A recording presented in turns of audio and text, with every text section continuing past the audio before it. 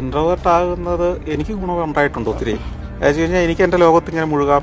ഞാനിപ്പോൾ ഒരു ജനക്കൂട്ടത്തിന് നടുക്ക് നിൽക്കുമ്പോഴും എനിക്ക് അടുത്തത് ചെയ്യാനുള്ള കാര്യങ്ങളെക്കുറിച്ച് പ്ലാൻ ചെയ്യാൻ എനിക്ക് ആ ജനക്കൂട്ടത്തിനടുത്ത് നിന്ന് പറ്റും. മനസ്സിലായില്ലേ? അത് ഇൻട്രോവേർട്ട് ആയതുകൊണ്ട് ഞാനങ്ങ് ഇടിച്ചു കയറി എല്ലാവരും വർത്താനം പറഞ്ഞ് പലപ്പോഴും ഞാൻ ചിന്തിക്കുന്നൊരു അതുകൊണ്ട് ദോഷം എന്താണെന്ന് വെച്ച് കഴിഞ്ഞാൽ ഇയാൾ ഭയങ്കര ജാടയാണ് എന്ന് ആളുകൾ പറയും. ഇപ്പം നമ്മളുടെ നേരെ ഒരാൾ പുഞ്ചിരിച്ചാൽ നമ്മൾ പുഞ്ചിരിക്കലാത്തതല്ല. പുഞ്ചിരിക്കാതെ നിൽക്കുന്ന ഒരാളുടെ അടുത്തേക്ക് ചെന്നിട്ട് നമ്മൾ എനിക്കതൊരു വലിയ ഇപ്പം ഞാൻ ആരാണ് എന്ന് ഒരാളുടെ അടുത്ത് നിന്ന് പറയുന്ന തരം ആൾക്കാരെ ഞാൻ കണ്ടിട്ടുണ്ട്. എന്നെ അറിയില്ലേ, ഞാൻ ഇന്നയാളാ. അതൊരു മനുഷ്യന്റെ ഏറ്റവും ദയനീയമായ സ്ഥിതിയാണെന്നാണ് ഞാൻ വിശ്വസിക്കുന്നത്. അത് പറയാതെ എന്നെ ആളുകൾ അറിയുകയും ആളുകൾ എൻ്റെ അടുത്ത് വരികയും ചെയ്താൽ അവരെ ഞാൻ ഏറ്റവും ഹൃദ്യമായിട്ട് തന്നെ സ്വീകരിക്കും, വർത്തമാനം പറയുകയൊക്കെ ചെയ്യും. അവർക്ക് എന്തെങ്കിലും എന്നോട് പറയാനുണ്ടെങ്കിൽ പറയുകയും ഞാൻ അവരോട് പറയുകയും.